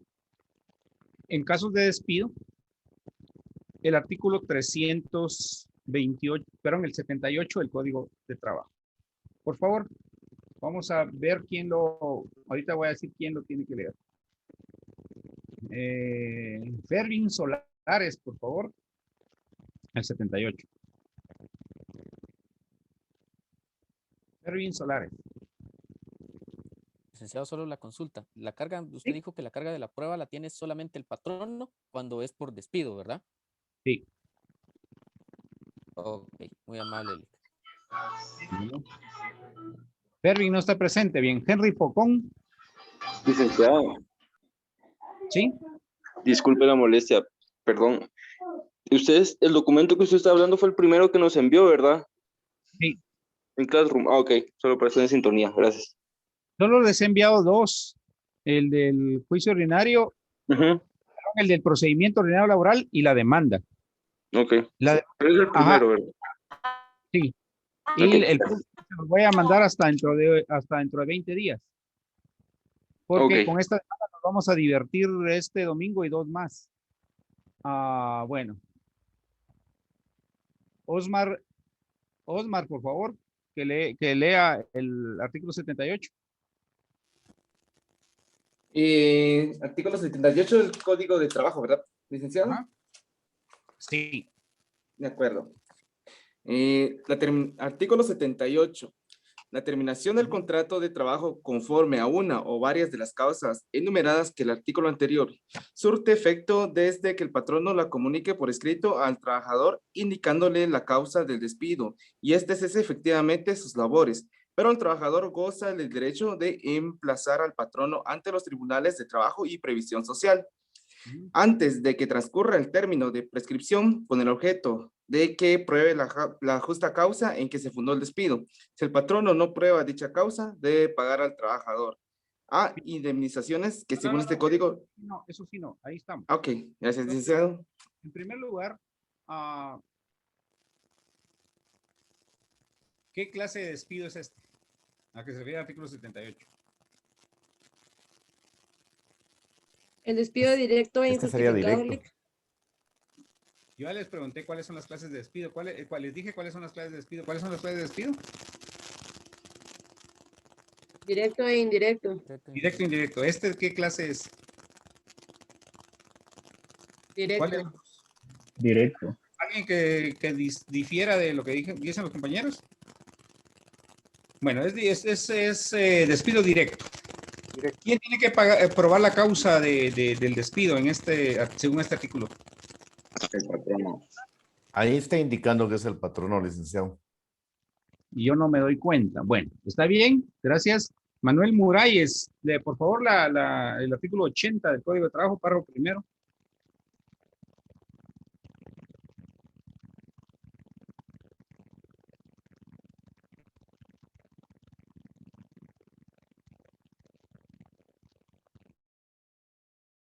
Por favor.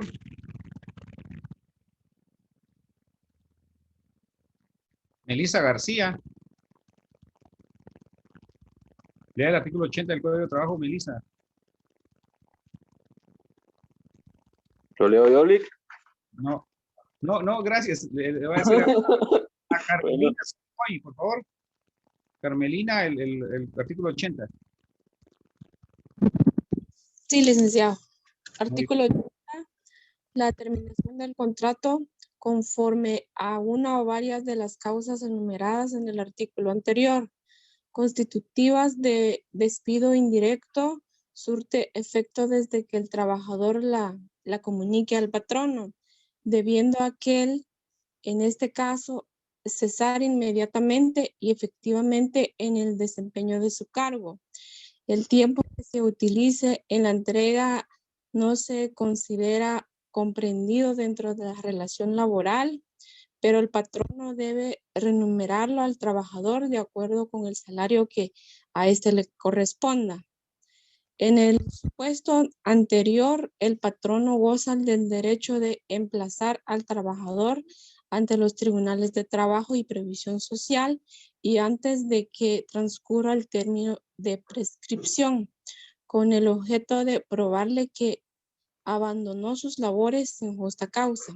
Hasta ahí, gracias, Carmelina. Pregunta, ¿a qué clase de despido se refiere este artículo 80? Despido indirecto, Lic. Con base a esto, es despido indirecto. Carmelina es nervioso, ni se acuerda que leyó. Yo creo que es despido indirecto, licenciado. Sí, es despido indirecto. El artículo 78 regula el despido directo y el 80 el indirecto. ¿Y quién es el que tiene que probar aquí la justa causa del despido o el abandono de labores, abandono de labores en este artículo? El trabajador. En este caso, el trabajador, licenciado. No. Vean bien. Es el patrón, licenciado. En el puesto anterior, les voy a leer. Alguien está haciendo bulla ahí, por favor, silencien su teléfono, su micrófono. Dice, el tiempo, no, puesto anterior, el patrono goza del derecho de emplazar al trabajador ante los tribunales de trabajo y previsión social y antes de que transcurra el término de prescripción, con el objeto de probarle que abandonó sus labores. O sea, quien tiene que probar el abandono de labores en este caso, o en otras palabras sería el despido indirecto, es el patrono. Entonces, la carga de la prueba en casos de despido es para toda clase de despido. O sea, para el despido tanto directo como indirecto. Y ahora vamos a leer el artículo 332, letra E, por favor. El 332, compañeros. Letra E.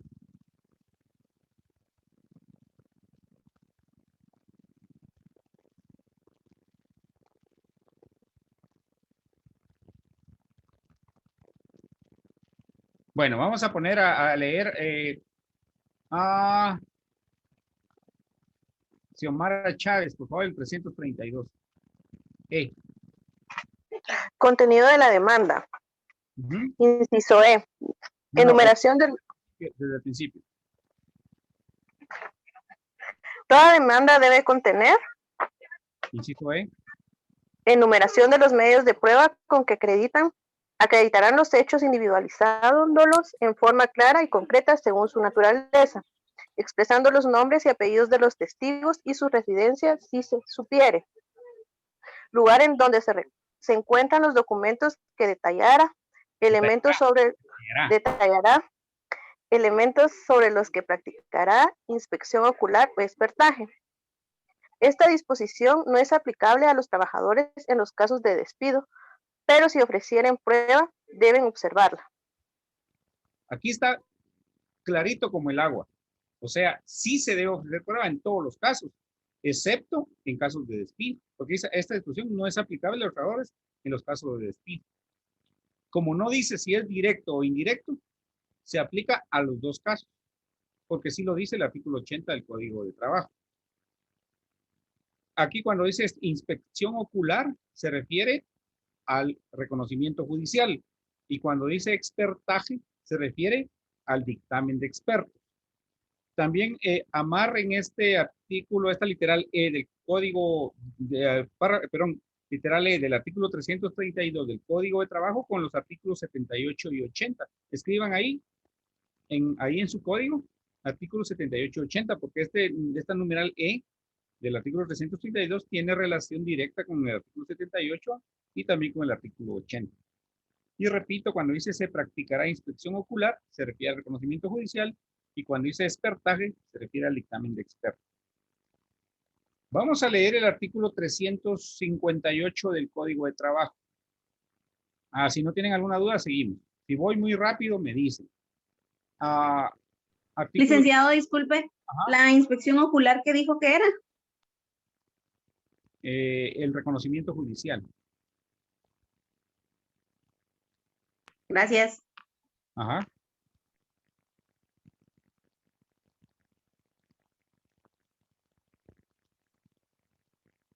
Vamos a leer ahora el artículo 358. Vamos con Mario Soberanis, el artículo 358 del Código de Trabajo.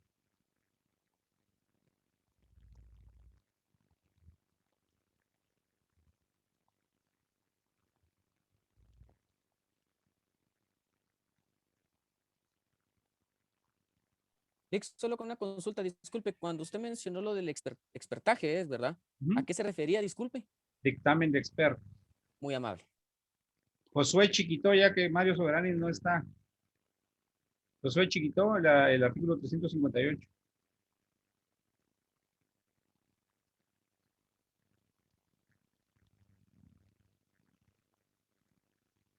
Tampoco está. José Romano.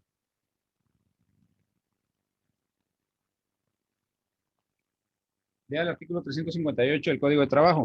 Dígame, licenciado. 358.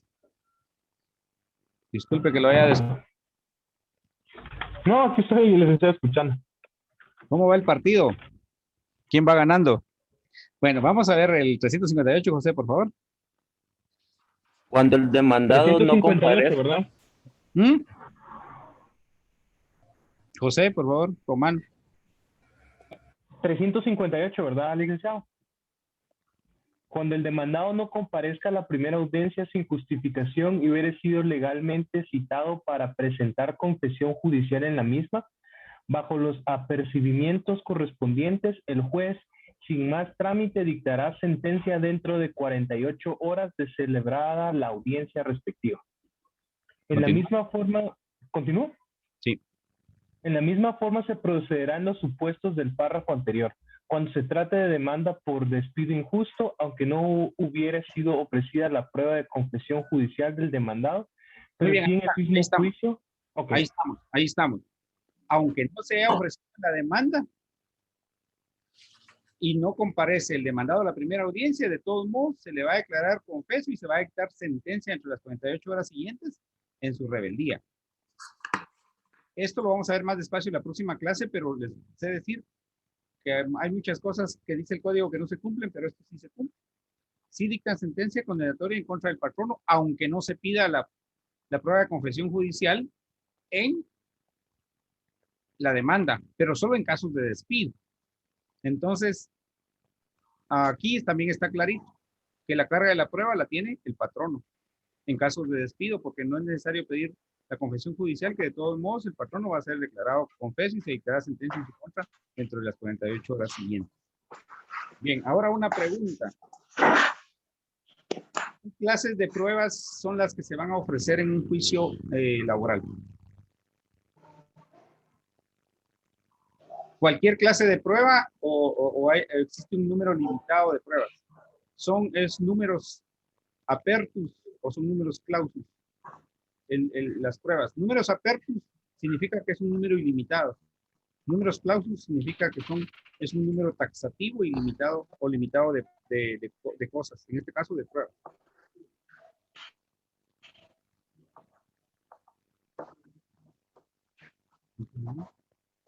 Creo que son limitados, Lick. Ya, gracias. Sí, son limitados y están regulados. Como no están regulados en el Código de Trabajo, hay que acudir supletoriamente al Código Procesal Civil y Mercantil. Entonces, el Código de Trabajo en materia procesal tiene pocos artículos y sus artículos no están desarrollados, no son exhaustivos como en la Ley de Organismo Judicial o en la ley, en el Código Procesal Civil y Mercantil. Entonces, el mismo Código de Trabajo dice que en lo que no está previsto en el Código de Trabajo en materia procesal, se aplicará supletoriamente el Código Procesal Civil y Mercantil y la ley constitutiva, perdón, la ley de organismo judicial. ¿Cuál es ese fundamento? ¿Cuál es ese artículo? Algunos de ustedes ya cerraron pensum, han de saber, o están en el 9º semestre, han de saber qué artículo es.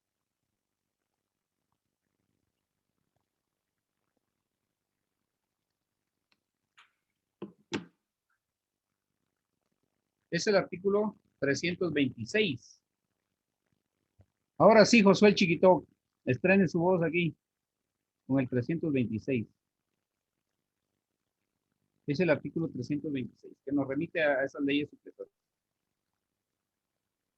Yo creo que se salió de la clase. Josué.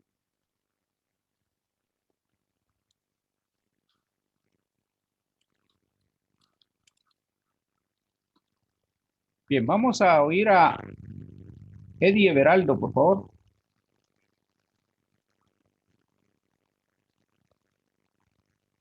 Con el artículo 326.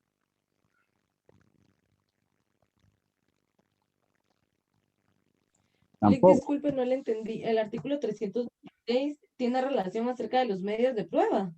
No, solo dice que se aplica supletoriamente los otros códigos. Por favor, La señorita Soto Castellón, por favor.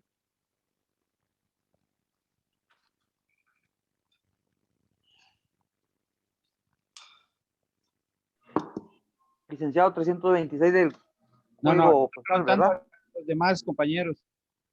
La señorita Soto Castellón, por favor, el artículo 326 del Código de Trabajo. Buenos días, licenciado. Buenos días. Permítame un segundo. Va a ir a traer su código.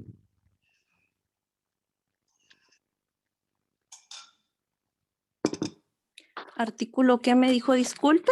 26. 326 del procesal civil y mercantil. Escucho. ¿Aló? Sí, diga pues. Artículo, es que casi no le escucho, licenciado. Pero nosotros, ¿Me puede repetir el número de artículo? nosotros sí lo escuchamos perfectamente, el artículo 326. Ok.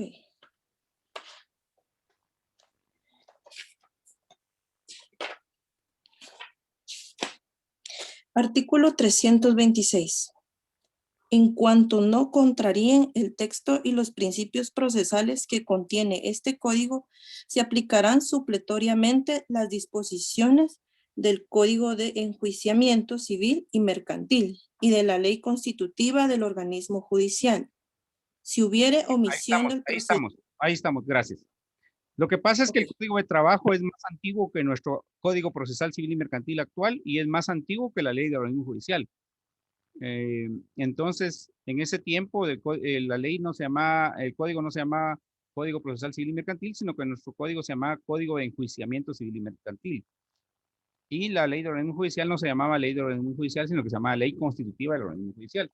Pero se entiende. Entonces, ese artículo nos remite supletoriamente a los otros códigos. Ahora vamos a, ¿cómo nos remite al Código Procesal Civil y Mercantil? Vamos a leer el artículo.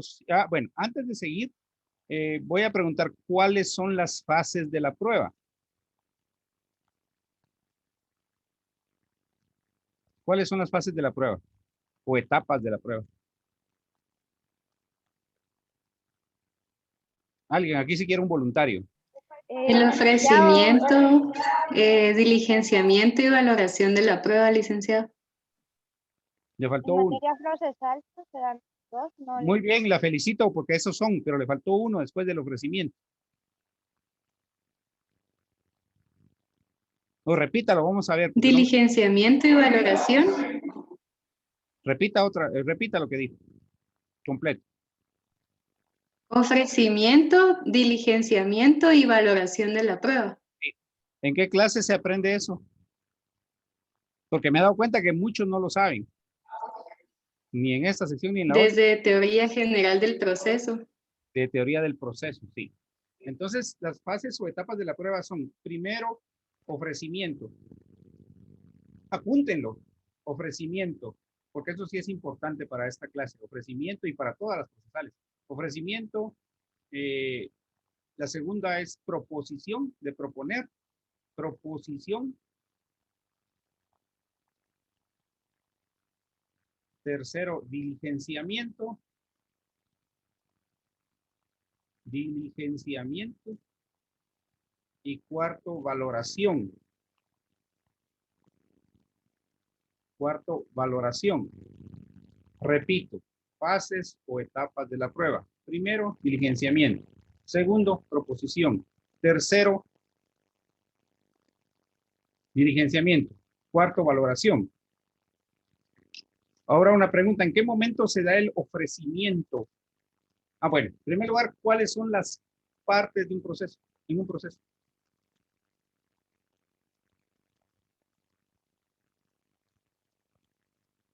¿O quiénes son las partes en un proceso, mejor dicho? ¿Quiénes son las partes en un proceso? En forma básica. La parte actora y la parte demandada. La parte actora y la parte demandada. En la otra sección alguien me dijo trabajador y patrono. Pero si hablamos de parte de trabajador y patrono, sería desde el punto de vista sustantivo o material, es trabajador o patrono.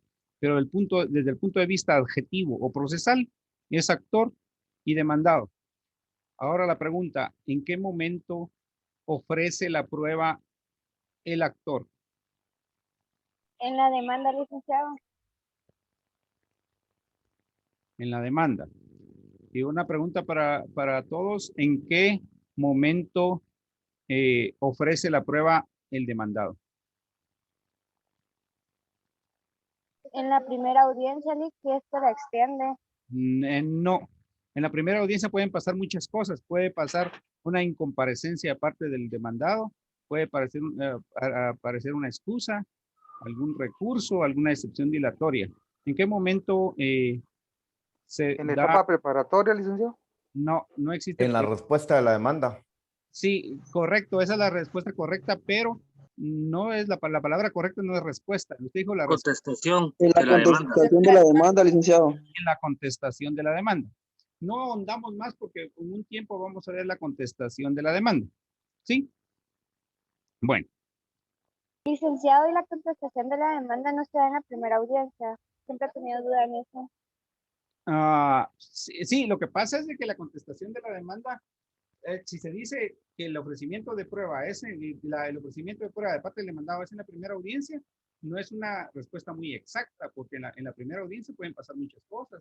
Puede pasar una incomparecencia, puede pasar una excusa, un recurso,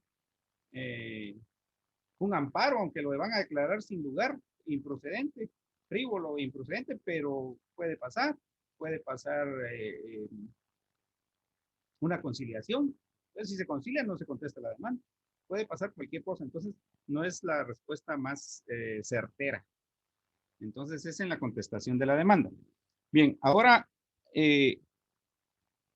las pruebas, otra vez les pregunto, ¿son números apertus? O sea, ¿se puede ofrecer un número limitado de pruebas o son números clausus? O sea, números cerrados, taxativos, números limitados.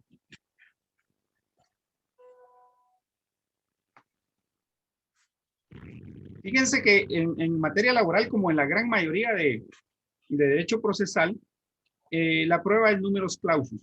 O sea que existe un número taxativamente limitado de pruebas. Y de esas pruebas no se puede salir. No hay libertad de prueba. Entonces, de esas pruebas no se puede salir las partes. No se pueden salir las partes. Hay un número limitado de pruebas taxativamente establecidos. No se pueden inventar otras pruebas y se debe sujetar a lo que dice la ley. No se puede, no hay una libertad amplia de prueba en materia de derecho laboral individual. En derecho laboral colectivo sí hay más libertad de prueba, pero en el derecho laboral individual no. Entonces nos tenemos que remitir a las pruebas que establece el Código Procesal Civil y Mercantil en el artículo 128. Entonces vamos a pedirle por favor ahí a Eddie Everaldo que lea el artículo 328, el 128 del Código Procesal Civil y Mercantil. Nick, solo con una consulta. Aquí viene el principio de libertad probatoria, ¿verdad? ¿Se podría trabajar acá? No hay libertad, lo estoy diciendo. Hay más libertad en el derecho procesal colectivo. No hay tanta libertad. Y aunque lo diga la doctrina, en la práctica no hay tanta libertad. Ni en la jurisprudencia, ni en la jurisprudencia. Vamos a leer el artículo 128, por favor, algún voluntario mejor porque ya está algo tarde. Artículo 128. Medios de prueba.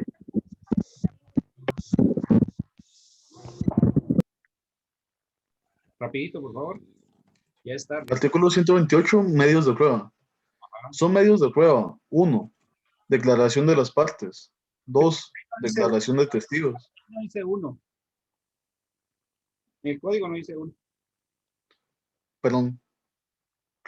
Primero, declaración de las partes. Bueno, la declaración de las partes en derecho laboral se llama confesión judicial. Confesión judicial. En derecho laboral, la declaración de las partes se llama confesión judicial y no son sinónimos, sino que si ustedes escriben declaración de las partes, se lo van a rechazar en el juzgado y yo les voy a poner 0. Es confesión judicial. Sí. Continúe, por favor. Segundo, declaración de testigos. Sí.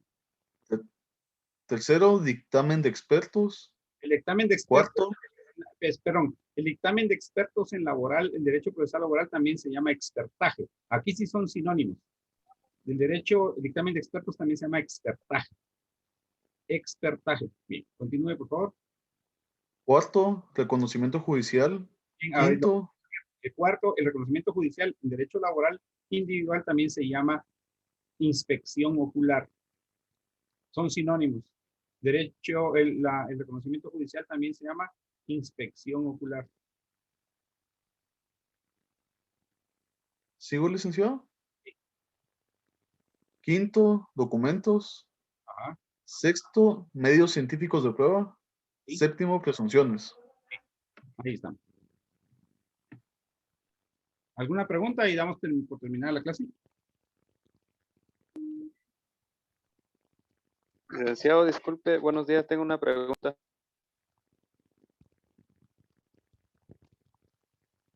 Sí. Es con relación al laboratorio, precisamente en la numeral 20, en donde dice que es la prueba que se ofrece tanto en civil, laboral, también administrativo. En eso me quedó duda, porque usted había hablado sobre el embargo y también sobre el arraigo, pero no me quedó claro cuál será. El embargo y el arraigo no son medios de prueba, son medidas precautorias.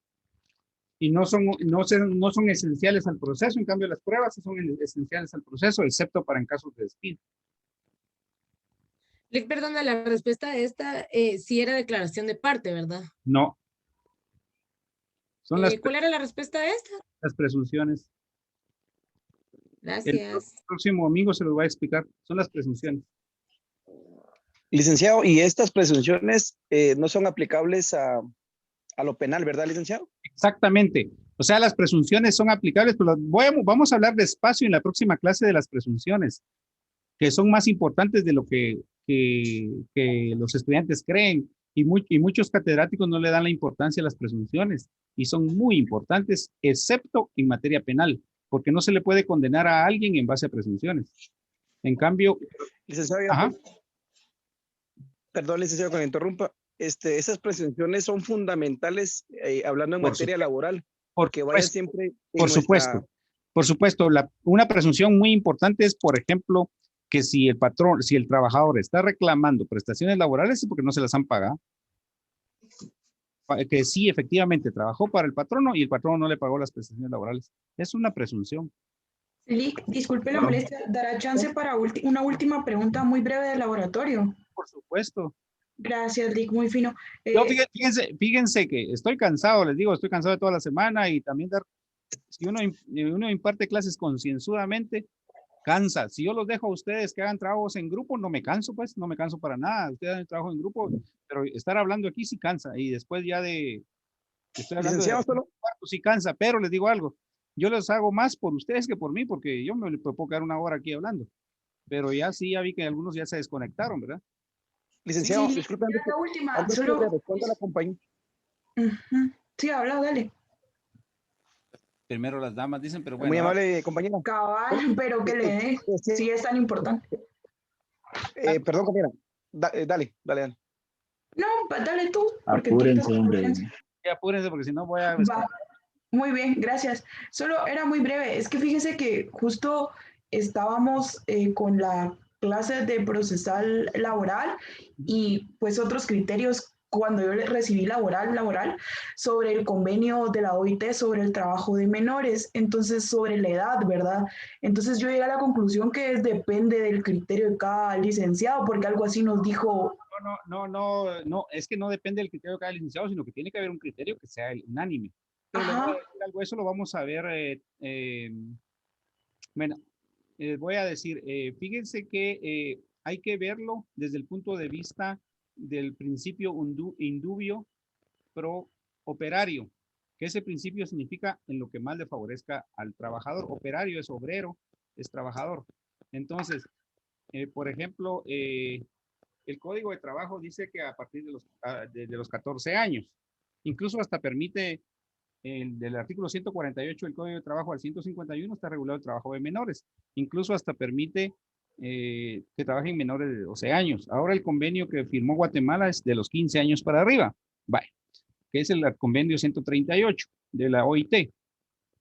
Bueno, entonces el artículo 31 del Código de Trabajo también se refiere a los derechos procesales de los y también sustantivos de los menores a partir de los 14 años. Y entonces, se aplica en este caso lo que más favorezca al trabajador. Entonces, entonces en este caso todo se aplica a partir de los 15 años. Pero si el artículo 31 dice que un trabajador, y también hay que ir al principio, hay un principio de derecho laboral que es muy importante, que es el derecho de... Y tiene razón, compañera, porque voy a modificar ese documento que les envié, porque ahí sí no menciono yo ese convenio del artículo 138, creo que no lo menciono. Entonces lo voy a modificar. Pero eso lo iba a decir yo en otra clase, pero adelantándome un poquito, el artículo, el artículo 31 dice de 14 años, pero se aplicaría lo del convenio que dice 15 años. Pero también hay que aplicar el principio de realismo y objetividad. Y en realidad el trabajo de menores, aunque la ley lo prohíba, es algo muy común. Usted mira niños ilustradores, niños vendiendo cosas, niños en fábricas, hasta niños en restaurantes. Entonces, si un menor de edad, mayor de 14 y menor de 15, según el Código de Trabajo, puede demandar, porque eso dice el artículo 31, puede demandar, entonces sí se aplica, porque eso beneficia al menor de edad. Entonces el menor de edad sí puede demandar a partir de los 14 años. Lo demás sí no lo puede hacer. ¿Sí? Perfecto, gracias. Pero que el trabajo infantil y de adolescentes es una realidad, sí es una realidad, solo basta salir a la calle un rato y ya se da cuenta uno que sí existe. Ajá. ¿Qué Muchas más? gracias. Es cierto. ¿Qué más? ¿Qué iba a decir, compañero? Era la misma pregunta que la compañera. O ya se enojó porque no dejamos hablar. Ya se fue. Bien, no, licenciado. No, era lo mismo. Sí. Ah, bien. Entonces, gracias. Lo vamos a ver. Sí. Era show. Lo bueno, miren, lo que pasa es que no hacemos reuniones de catedráticos de la misma área del derecho, cosa que sí se hace en otros países. Y en Guatemala había mucha unión entre los catedráticos de derecho penal y derecho notarial. Había mucha unión. Actualmente no sé, pero cuando yo estudiaba sí había mucha unión. Incluso cuando yo estudiaba se hacían los mismos, hacían los mismos exámenes para todos. Entonces, en materia penal, pero ahora nunca tenemos reunión entre catedráticos y sí deberemos tener unidad de criterio, pero yo no creo que lo que yo esté diciendo sea contrario a lo que dice el licenciado de laboral, que no sé quién sea, pero no creo que sea contrario. ¿Sí? ¿Sí? Bueno, Luis, muchas gracias. Bien. Bueno, pasen buen día entonces. Nos vemos. Buena tarde. Seguir con la demanda. Gracias, Luis.